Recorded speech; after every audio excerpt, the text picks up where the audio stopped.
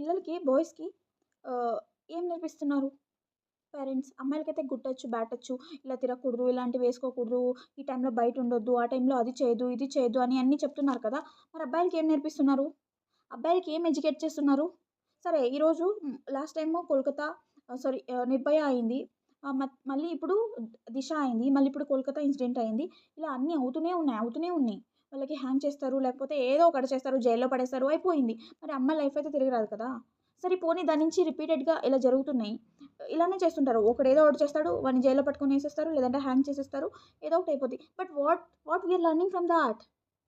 మనం ఏం నేర్చుకుంటున్నాం దాని నుంచి? అసలు ఏం చేయాలనుకుంటున్నాం?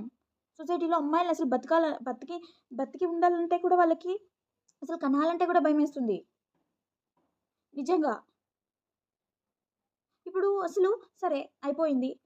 కొత్త లాస్ ఏమైనా వచ్చాయా అమ్మాయిల కోసము?